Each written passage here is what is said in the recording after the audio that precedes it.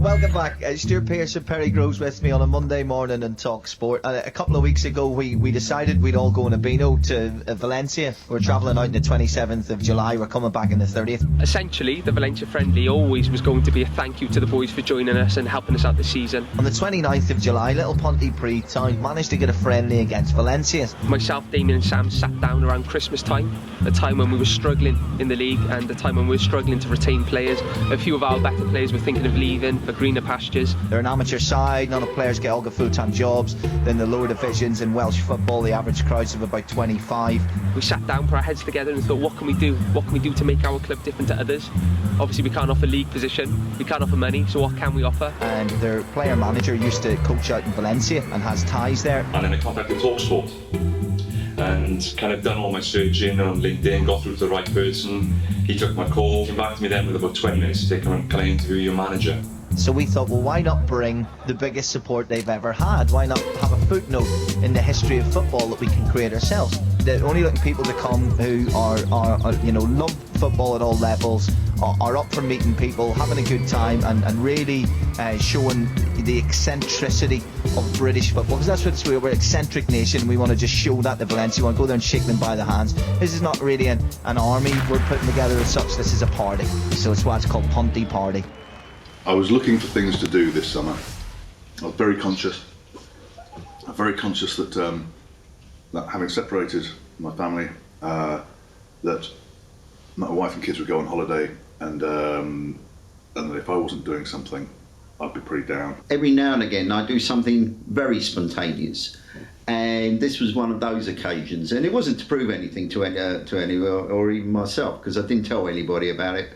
Some people I didn't even tell till we came back. We're the ones that decided to put our money where our mouth was and actually book and go and be part of this thing. And I guess it does make it sort of, it's like a sort of team effort with everyone supporting different teams and just supporting this team that nobody's heard of for a few days.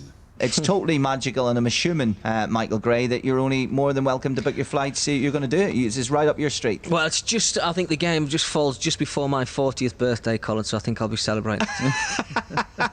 Des, someone who's covered sport for so long, someone that's entrenched in sport, I'm assuming that you're going to sign up. I can't wait to see if I can fit it into my packed schedule. Absolutely.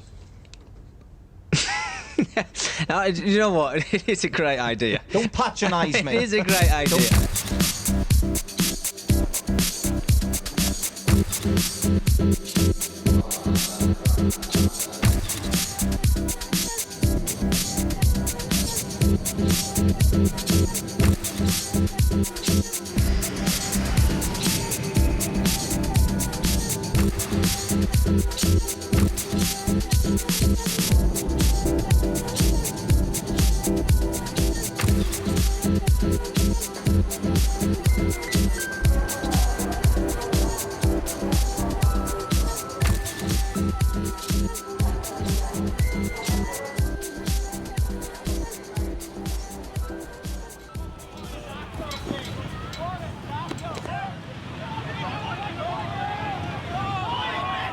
There was a strong sense of camaraderie from the off. I think, it was called the Ponty Party, and whilst people were quite well focused on the partying side and on the Beano side, they were also genuinely there to support Pontypridd. The people that went were the sort of people who like to be involved, get involved, and be part of something bigger, and don't necessarily need to be the centre of attention. I was slightly surprised I wasn't the only person who turned up on their own.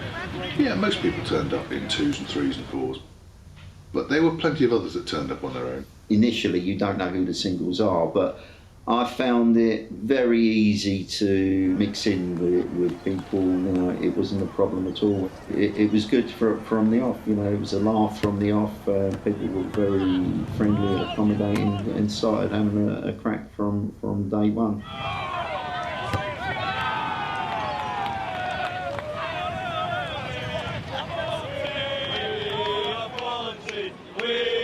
Ponty, you have never heard of us. You have never heard of us. First night when Colin said, does anyone want to hear the songs we've come up with? and a couple of them. I actually thought that's too funny to be able to sing without falling about laughing. I thought it was going to look stupid falling down the terraces. Well, just keep going, right? Join in the chorus and learn the verse, all right? Okay. We're the Ponty party and we're all farting. I just can't get enough. I just can't get enough. We're all in Valencia and we're not going to bed. And I just can't seem to get enough of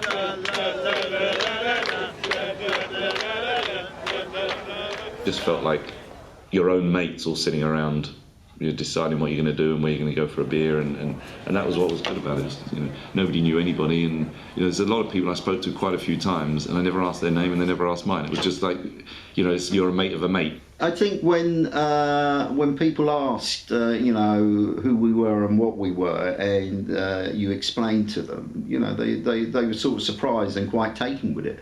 As I said, I didn't tell a lot of my friends that I was going to go out there, but the one or two I did who got no interest in football at all were sort of, they were, again, they were quite taken with the idea. Someone said, why don't we go to karaoke? Okay, well, let's Google a karaoke place and know their clothes, get them open. I think everything was the same. It felt like everything was being decided as it happened, and decided with the group as well. I think the karaoke club was a real good icebreaker. Everybody sort of metaphorically exposing themselves by getting up and singing either well or badly. And it just I think that sort of brought everyone together pretty quickly. I wasn't sure about the idea of going to a karaoke club, but I think it was sort of an inspired choice.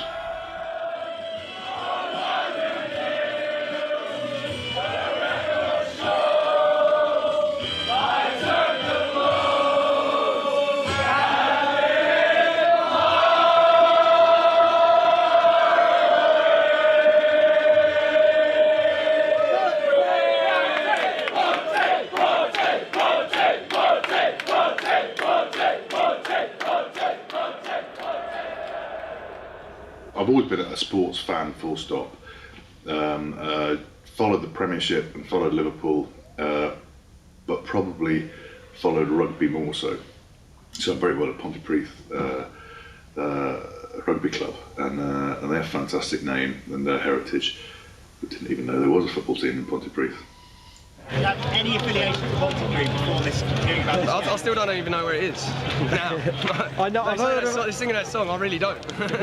Well, to be honest with you, we struggled to get over 40 at some games, and all of a sudden we've got 150 people, not including the guys that are going to walk on the day, travelling to Spain to watch us. I did actually look them up on Wiki, and I found out that they were sort of, I think, south of, is it Cardiff or Swansea? I can't remember, and that Tom Jones, or Tom Jenkins, as his real name is, comes from Pontypridd. Some link to Tom Jones and Wales, but that was it. I certainly didn't know they had a football club, rugby possibly, but definitely not a football club. It's great to see that fans from all across Britain and all across the country are coming together to support local football and grassroots football. It doesn't matter where we're from. It doesn't matter that we're a local town in South Wales. We could be from anywhere. The point is that basically we're the underdogs. We're going out to play in the biggest game of most of our lives, most of our careers, and this has only been we've only been able to do this through support from Colin Murray and the talkSPORT show and Wix. Let us in a bit of insight. Are you going to go for it, or are you going to try and keep the score down? Come on, you can tell us now. They won't be listening. We were in the airport, and I picked up a book, and it's called A Numbers Game. And it's a book basically how to win football. No matter what team you are, who you're playing against, how to win a football. I didn't buy it. $9.99.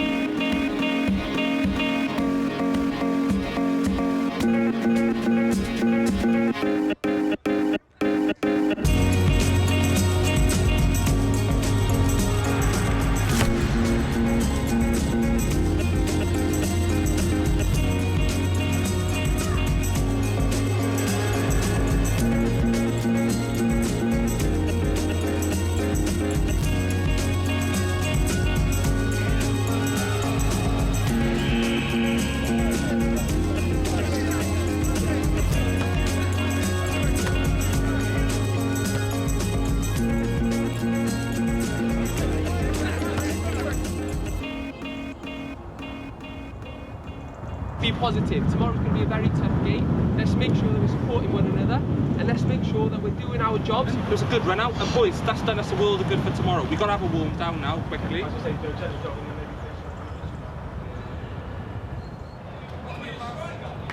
We went to the pub last night just to, not to drink, but just to meet fans, and they were all in good form, to be fair. It's people from everywhere coming in. It's amazing, really. It's surreal, but there we are. It was a great moment. You'll love this at 10 o'clock last night with the team. They were obviously a bunch of amateur footballers. They don't get paid, and they've never had fans sing their songs. You know, it's always 6 or 7 family and friends. They came down to a packed bar in the centre of Valencia and were welcomed by all these strangers. There was a sort of groundswell of euphoria, and we all sort of let out the chants that we've been sort of working on for the last. Well, Colin introduced most of them, and then we've been building over the last 36 hours or so.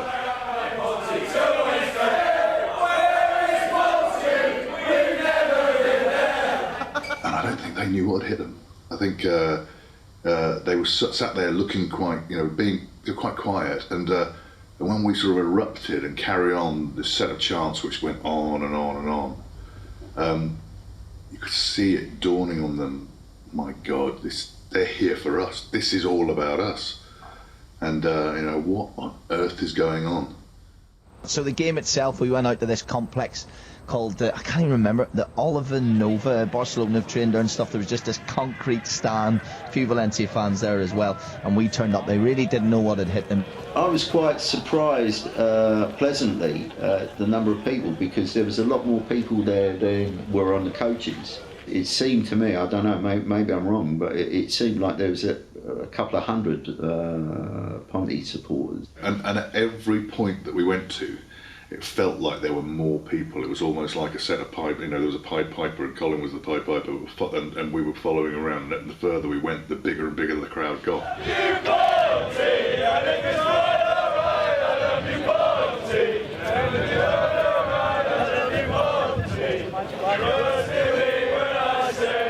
For most of our lads, this is probably the pinnacle of their playing careers. Not many of the boys would have played against a team of this stature before. Not many people can say they played against ex-European champions. Not many people can say they played at the Oliva Nova training facilities. We're all realists, we know probably what's going to happen, but the fans have come a long way, and they have this kind of idea in their head of what could happen, this kind of dream that we could go 1-up, or we could hold out and get a draw or something. And that's the kind of pressure we face. Amongst ourselves, we know we're just going to give it everything, and we're probably going to get it hiding, but at the end of the day, we're going to enjoy it. But lots of people have come a long way, and they've got this, even though they say to themselves, they won't win, it was just coming out for a laugh. In the back of their minds, I think they're hoping for some miracle, and that's what it would be, a miracle to perhaps you can go 1-0 up or be leading at half time or something ridiculous like that. They honestly did look a lot more energetic than you'd think in that heat. A sort of non-league, amateur side would be. They looked like they'd just finished pre-season and they were all flying. Can you imagine it yourself if you were out there, playing for a team, and you got all these people you don't know, which is the whole point of fans, because you don't know them, then they're not your mates, and they're singing your name, and it must have been quite a buzz for them. We were, singing the whole way through. I mean, it was like a proper match where the away supporters, and you always get that. I mean, generally you find that for some reason it's almost an unwritten law that the away supporters sing a lot more than the home supporters.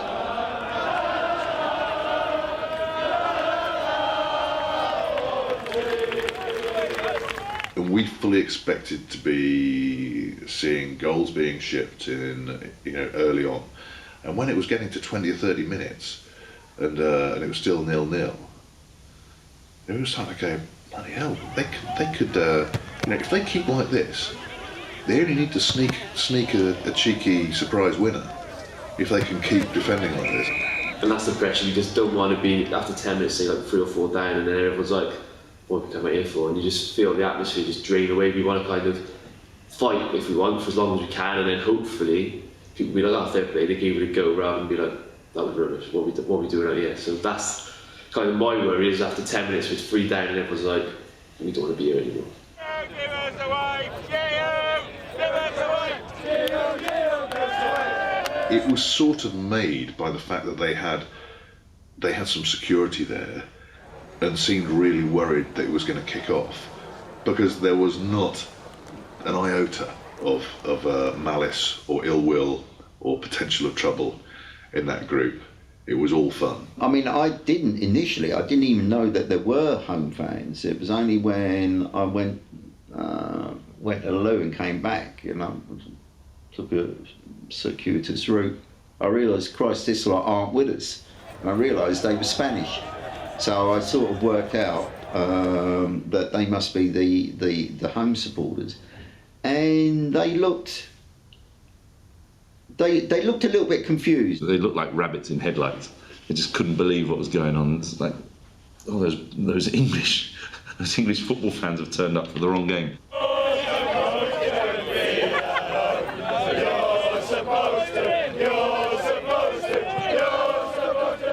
I was just wondering, would they seem, you know, a little bit intimidating? But they didn't. You know, they just sort of like, why are they here? You know, for what? I thought it was good. We sang for ages, and there were only a couple of lulls, and I think the first lull after only sort of 10 or 15 seconds, there was the "Shall we sing a song for you?" and started actually making up some chants for them because they were just not joining in. That was one of the funniest things of the whole thing for me, was looking across. There were 7-year-old girls and 56-year-old women looking bewildered by a load of drunken English fans.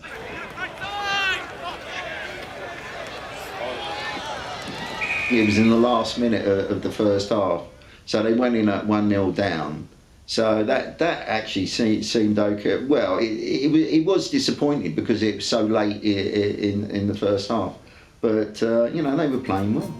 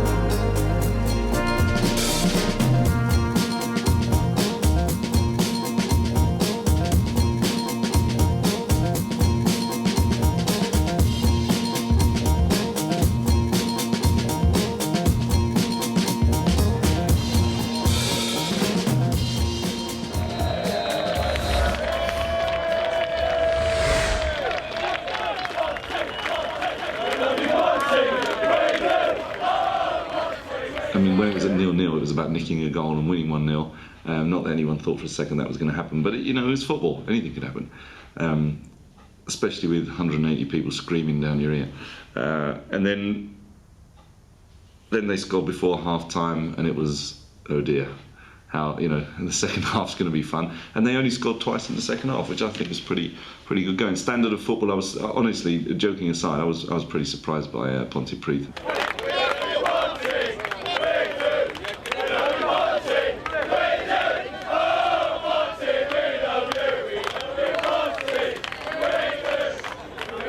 Talking to the guys later on in the square, they were saying, from a personal point of view, I know there are times when physically I just didn't think I could carry on, and with the noise, it made me go and do it and get that tackle in. That proves what any football supporter who goes knows, that the crowd is the 12th man.